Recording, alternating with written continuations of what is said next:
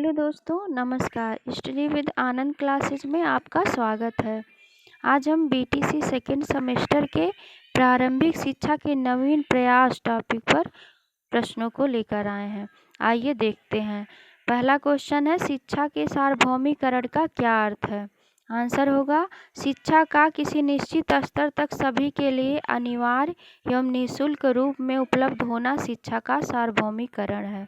दूसरा हो जाएगा, सामाजिक पुनर्निर्माण करने की दृष्टि से जिसके लिए देश की प्रतिबद्धता है, प्राथमिक शिक्षा के सार्वजनिकरण की समस्या का निस्संदेह निर्णयात्मक महत्व है। यह कथन किसका है?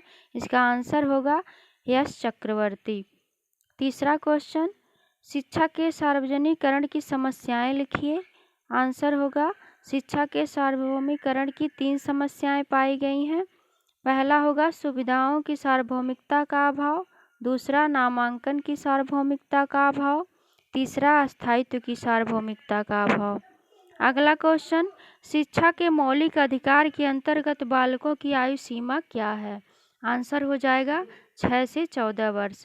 अगला क्वेश्चन, निःशुल्क और अनिवार्य शिक्षा का प्रावधान संविधान की किस धारा में है? आंसर हो जाएगा धारा 21A में। अगला क्वेश्चन, अनिवार्य और निःशुल्क शिक्षा को अनिवार्य निःशुल्क बनाने के लिए संविधान में कौन सा संशोधन किया गया? आंसर होगा 2002 में 86वां संशोधन। अगला क्वेश्चन, राज्य द्वारा पूर्णतः पोषित शिक्षा संस्थान में धार्मिक शिक्षा नहीं दी जाएगी, यह प्रावधान किस धारा में है? आंसर होगा धारा 28A में।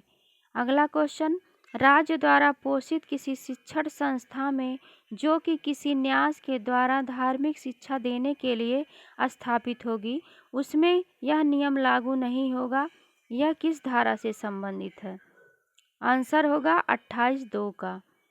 अगला क्वेश्चन, किसी भी शैक्षिक संस्था में बालकों को धार्मिक अनुष्ठानों में शामिल होने के लिए बाध्य नहीं किया जाएगा जब तक वह 16 वर्ष की आयु पूरी नहीं कर लेता। इस संबंध में उसके अभिभावकों की सहमति आवश्यक होगी। यह कथन किस धारा से संबंधित है? आंसर होगा 28(3) का।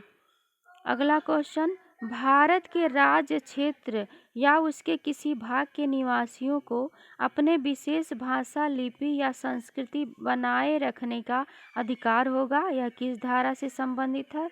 आंसर होगा धारा 29(1). प्राथमिक शिक्षा के सार्वभौमिकरण का उद्देश्य क्या है? इसका आंसर होगा, प्राथमिक शिक्षा के सार्वभौमिकरण के उद्देश्य AIIMS of universalization of primary education. प्राथमिक शिक्षा के सार्वभौमिकरण या सार्वजनिकरण के निम्नलिखित उद्देश्य हैं। पहला उद्देश्य है ज्ञानार्जन का उद्देश्य। ज्ञानात्मक उद्देश्य की पूर्ति में शिक्षा का सार्वजनिकरण अपरिहार्य साधन है। दूसरा उद्देश्य है बौद्धिक एवं मानसिक विकास का उद्देश्य। शिक्षा के सार्वजनिकरण का उद्देश्य बालक का मानसिक विकास करना है। तीसरा है शारीरिक विकास का उद्देश्य। प्राथमिक शिक्षा के सार्वजनिकरण का उद्देश्य बालकों का शारीरिक विकास करना है। यह माना जाता है कि स्वस्थ शरीर में ही स्वस्थ मस्तिष्क निवास करता है। अगला है नैतिक एवं चारित्रिक विकास का उद्देश्य। सुचरित्र एवं नैतिक व्यवहार राष्ट्र और समाज की उन्नति करते हैं। अतः शिक्षा में सार्वजनिकरण का उद्देश्य बालकों का नैतिक एवं चारित्रिक विकास करना भी है। सांस्कृतिक विकास का उद्देश्य। शिक्षा के सार्वजनिकरण का उद्देश्य बालकों को सुसंस्कृत एवं परिष्कृत बनाना है। अगला है सामाजिक कुशलता के विकास का उद्देश्य। शिक्षा के सार्वजनिकरण का उद्देश्य देश के भावी नागरिकों में सामाजिक कुशलता एवं विकास करना है। अगला है व्यक्तित्व के सर्वांगीण विकास का उद्देश्य। शिक्षा के सार्वजनिकरण का प्रमुख उद्देश्य बालकों का सर्वांगीण विकास करना है। अगला है जीविकोपार्जन का उद्देश्य।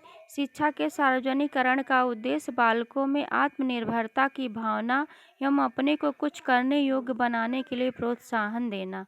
बालकों में प्रारंभ से ही इस प्रकार की भावनाएं होंगी तभी बालक अच्छे नागरिक बन सकते हैं। इस प्रकार आज की सीरीज समाप्त होती है। देखने के लिए धन्यवाद।